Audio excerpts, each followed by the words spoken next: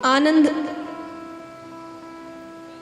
हम आनंद को बाहर खोजने की कोशिश करते हैं। यहाँ चले जाएंगे तो आनंद आ जाएगा, ये कर लेंगे तो आनंद आ जाएगा, ये देख लेंगे तो आनंद आ जाएगा, यहाँ घूम आएंगे तो आनंद आ जाएगा। पर वो कुछ देर के आनंद होते हैं, कुछ देर अच्छे लगते हैं, फिर मन उब जाता है। अब हम मानते हैं ना कि भगवान सबके अंदर है, कहते हैं ना भगवान सबके, इसका मतलब है कि आनंद सबके अंदर है। आपने देखा है, हम घर परिवार संसार में रहते हैं, उसके बाद भी खुश नहीं हैं। हर कुछ देर में हमें कुछ नया चाहिए। लेकिन जंगलों में या पहाड़ों में कई ऐसे संत हैं जो तपस्या करते हैं, वो सबसे दूर है लेकिन खुश है। उनको किसी की जरूरत क्यों?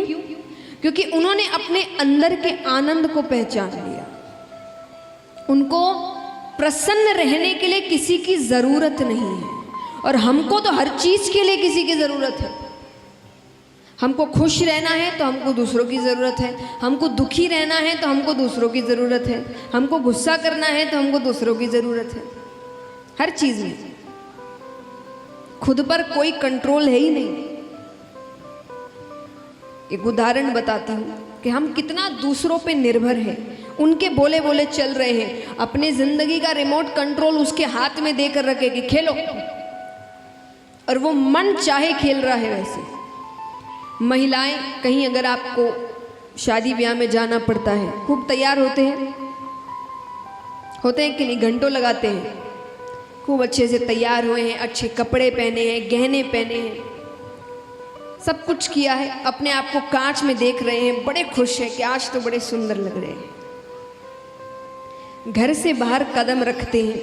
अब कोई आस पड़ोस में होगा, उसने कोई, चाहे सहेली हो या पड़ोसन हो या जो भी है, उसने कह दिया अरे कैसा रंग पहना है, अच्छा नहीं लग रहा, सब खत्म। अब पूरे दिन लगता रहेगा कि सच में अच्छा नहीं है, सच में शायद अच्छे नहीं लग रहे। तो इतनी देर, इतने घंटे आपने खुद को कांच में देखा, आपको अच्छे लग रहे थे आप, लेकिन उससे मतलब नहीं है। उसने कह दिया ना अच्छे नहीं लग रहे, वो ज़्यादा समझदार है। तो चलो अब उदास होकर बैठ जाते हैं। तो हमने हर चीज का कंट्रोल दूसरे को देकर रखा है। कोई भी उदास कर देता है, कोई भी गुस्सा दिला देता है। खुश भी करना हो किसी को तो कोई एक दो तारीफ कर दे, बस खुश हो। खुद पर कहाँ का कंट्रोल है? ऐसा हो कि जब तक आपका मन नहीं है, कोई आपको कुछ ना कर सके। ठीक है, अच्छी बात है, कोई तारीफ कर रहा है तो अच्छी बात है, नहीं करा तो भी अच्छी बात है। खुद में खुश रहना सीखिए। कहते ना, जो व्यक्ति अकेला खुश नहीं है वो खुद ही अच्छा नहीं है। क्यों? क्योंकि अकेलेपन का मतलब क्या होता है? आप किसके साथ हैं? खुद के साथ। अकेलापन माने क्या? आप अकेले बैठे, अकेला माने कोई नहीं है, तो आपके साथ कौन है? खुद है आप। तो आप खुद के साथ ही खुश नहीं है, तो मतलब खोट आप में ही है। और जो व्यक्ति अकेला खुश है, उसको किसी की जरूरत नहीं, यानी वही अच्छा है, उसमें ही अच्छाई है। तो अच्छाई खुद में लानी है, दूसरों को नहीं ढूंढना कि किसके साथ रहें, किसके साथ घूमें, किसके साथ हम अकेले ही खुश हैं। वो तब होता है जब आप भगवान को समझते हैं। जैसा मैंने कहा, किसी भी चीज के लिए ये नहीं कि वैराग्य लेना है, नहीं। संसार में रहकर ये सारे काम हो सकते हैं। बड़े बड़े, आप कथा में ही सुनेंगे, बड़े बड़े राजा हुए हैं जो भगवान के बहुत बड़े भक्त हुए। अब राजा के पास किस चीज की कमी होती है? धन अनाप शनाप होता है, नाम शोहरत अनाप शनाप है, काम अनाप शनाप है, फिर भी वो भगवान के भक्त बनते हैं। तो ये चीजें भगवान की भक्ति में आड़े नहीं आती, कभी भी हम लाते हैं। तो आनंद यानी भगवान, अपने अंदर के आनंद को पहचानिए। तापत्रय विनाशाय श्री कृष्णाय वयम नुमः। 3 तरह के ताप होते हैं सांसारिक जीवन जो जीते हैं, दैहिक, दैविक और भौतिक। इन 3 तरह के तापों से हमें भगवान मुक्त करते हैं। लेकिन भगवान मुक्त कैसे करें, कृपा कैसे करें, भगवान को अपने वश में कैसे करें, उसको बुलाए कैसे। कहते हैं कि भगवान की एक कमजोरी है। कैसी कमजोरी?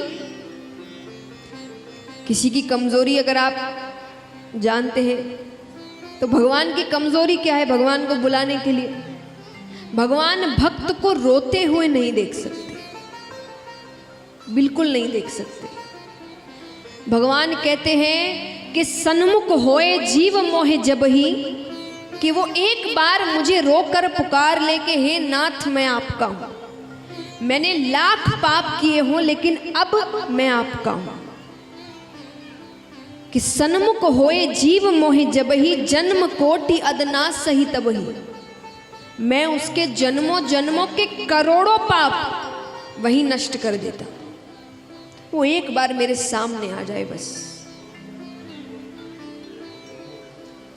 तो जब भगवान को पुकारना हो तो रोकर पुकारो, लेकिन सच्चे आंसू। ऐसा नहीं गलती किए रो दिए, गलती किए रो दिए, वो आपसे ज्यादा होशियार है। फिर वो बोलेंगे मैं दुनिया चलाता हूं, ये मुझे। सच्चे आंसू, सच्ची भावना। तो इस प्रकार भगवान के स्वरूप के बारे में बताया गया।